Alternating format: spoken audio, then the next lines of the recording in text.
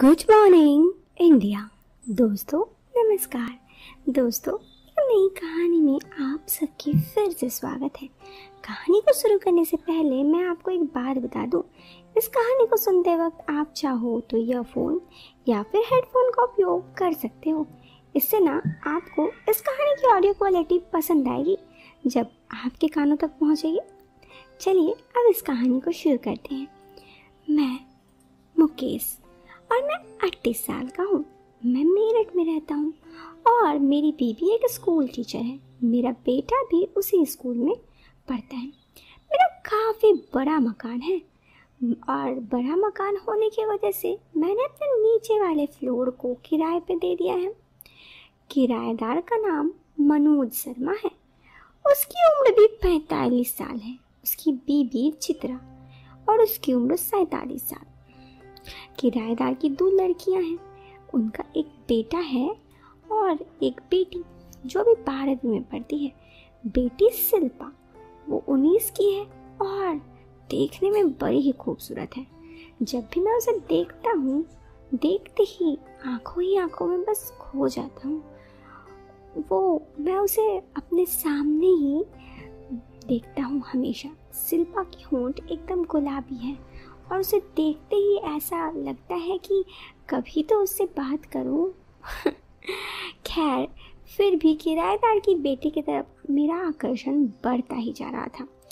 उसकी और उसकी मेरी उम्र का फासला तो था, लेकिन जब बात प्यार की हो तो कौन कहाँ समझने वाला। जब मैं उसको देख मुस्कुराता तो वो भी कभी कभार मुस्कुरा देती। मुझे समझ ना आता कि आखिर क्या मांझ रहा है। धीरे धीरे मैं उसको पटाने का काम शुरू कर दिया। हालांकि वो मुझे अंकल बुलाती थी और हम दोनों एक दूसरे के सामने होते ही नमस्ते कह दिया करती। मैं भी आते जाते उसे तारने के फिराक में रहता। अब मैं भी उसके परिवार में रुचि लेने लगा था। जब से मैंने उसके परिवार में रुचि लेने लगा था मैंने एक बात नोटिस की थी कि वो जब भी मेरा किराएदार मनोज घर पर नहीं होता उसकी पत्नी फ़ोन पर किसी से हमेशा बात करते रहती। मैंने कई बार उसकी बातें सुनने की कोशिश भी की थी, लेकिन मुझे कुछ समझ ना आ रहा था।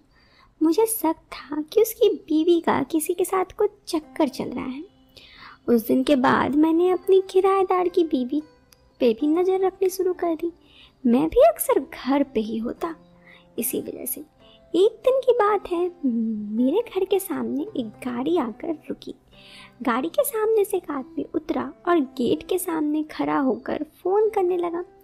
मैं ऊपर वाली मंजिल से खड़ा होकर देख रहा था। मुझे ऊपर से सब दिखाई दे रहा था। इससे पहले मैं उस आदमी के पास आते आते नहीं देखा।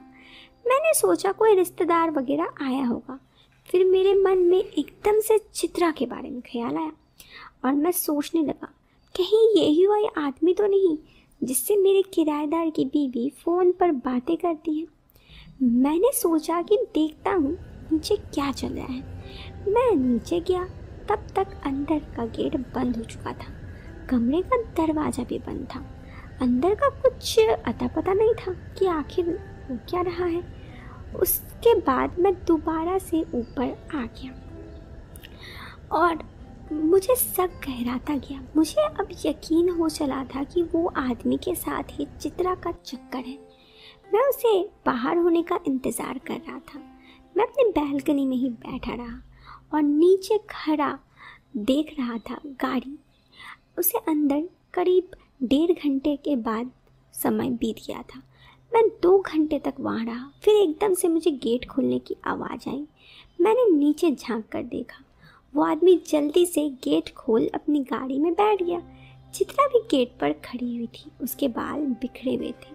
उसके जाने के बाद चित्रा ने गेट बंद कर दी। जब वो गाड़ी में बैठकर चला गया तो गेट बंद करने के बाद चित्रा ने ऊपर की ओर देखा। कहते हैं ना चोर की दाढ़ी पे तिनका होता है। चित्रा भी शायद ये सुनिश्चित कर रही थी कि कोई देख तो नहीं रहा है। उसे देखा मैं ऊपर देख रहा हूँ तो उसी की तरफ देखे जा रहा था। मुझे देख वो उसके चेहरे का हाव भाव उड़ गया। उसने एकदम से हड़बड़ाहट से गेट बंद कर दिया और अंदर चली गई। मुझे यकीन हो गया कि इसी के साथ चित्रा का चक्कर है। फिर मैं ये बात की जांच करने के लिए नीचे गया। मैं नीचे देखकर शिल्पा से चित्रा के बारे में पूछा और मैंने पूछा क्या घर पे कोई रिश्तेदार आया था। वो बोली हाँ। मैंने कहा तो मेरे ख्याल से मनोज जी की उपस्थिति में ही आना चाहिए था। वो बोली आपको उससे क्या मतलब। मैंने कहा कोई बात नहीं, मनोज जी से पूछ लूँगा आपके शहर में कौन सा रिश्तेदार है, जबकि मनोज ने मुझे पहले ही बताया था कि उनका इस शहर में कोई रिश्तेदार नहीं है। अगर ऐसा होता तो वो मेरे यहाँ मकान क्यों लेते, अपने रिश्तेदार के आसपास ही कोई मकान लेकर रहने लगते ना। अब मेरा यकीन शक में बदल रहा था। मैंने भी सोचा कि ये बात कह के देखता हूँ कि आखिर होगा क्या इससे कहने पर। कहीं चित्रा के चेहरे का रंग फिर से तो ना उतर गया, और बिल्कुल वही हुआ भी। इस पर चित्रा तुरंत बोली भैया आप मेरे साथ 1 मिनट के लिए अंदर चलिए, मैं बताता हूँ। और जैसे ही मैं अंदर गया, मुझे अंदर सामने कुछ सामान रखा हुआ था। मैं समझ गया।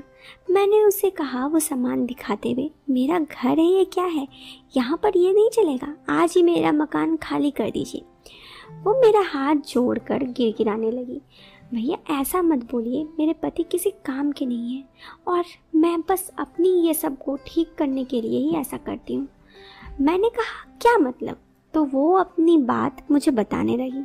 इसके बाद मैंने उससे कहा कि आपके पति को आप पे शक नहीं होता, तो उसने कहा नहीं, उन्हें कुछ फर्क ही नहीं पड़ता। फिर उन्होंने मुझे पूछा स्वाति भाभी तो आपके साथ खुश होगी ना। मैंने कहा हाँ, मैं अपने बीवी के हमेशा हर चीज़ के लिए ध्यान रखता।